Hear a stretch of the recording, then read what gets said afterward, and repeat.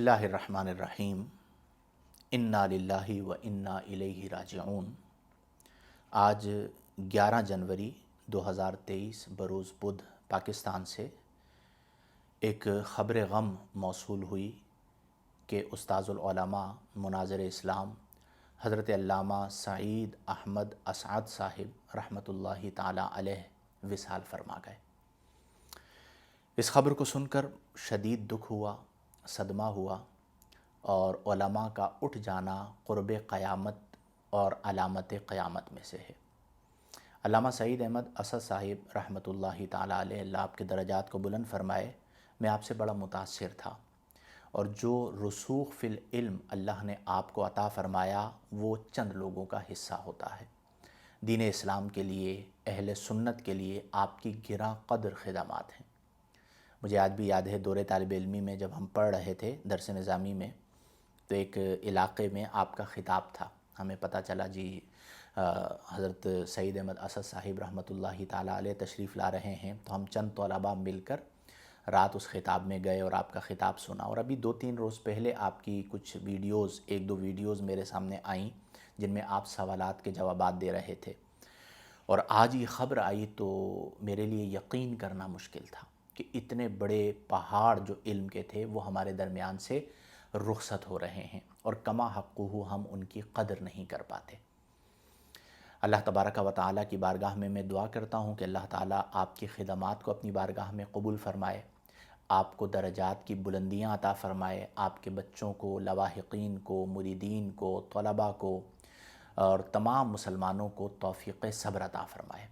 اور علماء کی قدر کرنی چاہیے۔ یہ یاد رکھیں کہ علماء کا پچھلے چند سالوں میں یہ دیکھ رہا ہوں کہ بہت تیزی کے ساتھ علماء ہم سے رخصت ہو رہے ہیں، اور ہم بعض اوقات عوام الناس کی میں بات کر رہا ہوں، ہمارے ہاں مشہور خطیب کو بعض اوقات زیادہ جانا جاتا ہے، ہمیں اندازہ ہی نہیں ہوتا کہ بعض لوگوں کو اللہ نے کیسا علم عطا فرمایا، جن میں سے ایک شخصیت حضرت علامہ سعید احمد اسعد صاحب رحمۃ اللہ تعالی علیہ کی تھی کہ اللہ نے آپ کو بے مثل و بے مثال علم عطا فرمایا۔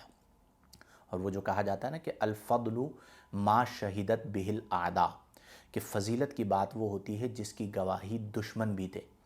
تو مناظرے کے اندر جو آپ کو مقام حاصل تھا، آپ کے سامنے بڑے بڑے مخالف مکتبہ فکر کے جو صاحبان علم ہیں وہ مناظرے کے لیے نہیں بیٹھتے تھے، اور کوشش کرتے تھے کہ کسی نہ کسی طرح راہ فرار اختیار کریں۔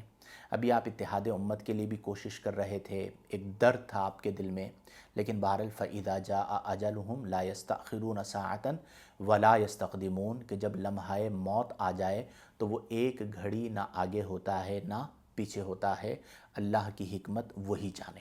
لیکن ہمیں کم از کم علماء کی زندگیوں میں ان کی قدر کرنی چاہیے۔ قرب قیامت میں علم اٹھا لیا جائے گا، تو انتزاع علم سے مراد کیا ہے؟ علماء کو اٹھا لیا جائے گا۔ نبی کریم صلی اللہ علیہ وآلہ وسلم نے ارشاد فرمایا، حضرت عبداللہ بن عمرو بن عاص رضی اللہ عنہ راوی ہیں کہ اللہ تعالیٰ علم کو اس طرح نہیں اٹھائے گا کہ اسے لوگوں کے سینوں سے کھینچ لے، لیکن وہ علم کو اہل علم کی وفات کے ذریعے سے اٹھائے گا، حتیٰ کہ جب کوئی عالم باقی نہ رہے گا تو لوگ جاہلوں کو سردار بنا لیں گے۔ جب ان سے سوال کیا جائے گا تو وہ بغیر علم کے فتویٰ دیں گے، لہذا وہ خود بھی گمراہ ہوں گے اور دوسروں کو بھی گمراہ کریں گے۔ فضلوا واضلوا۔ اور آج آپ دیکھ لیجئے کہ بڑے بڑے جو علماء ہیں وہ اٹھتے چلے جا رہے ہیں، اور سوشل میڈیا پہ خاص طور پر نااہل جو عالم نہیں ہیں، درس نظامی نہیں کیا ہے، چلیں درس نظامی نہ بھی کیا تب بھی بنیادی جو عالم ہونے کے لیے چیزیں ہیں ان پر انہیں کچھ مہارت حاصل نہیں ہے، اور وہ خود بھی گمراہ ہو رہے ہیں اور لوگوں کو بھی گمراہ کر رہے ہیں۔ تو آج ایک علم کا پہاڑ ہم سے رخصت ہوا۔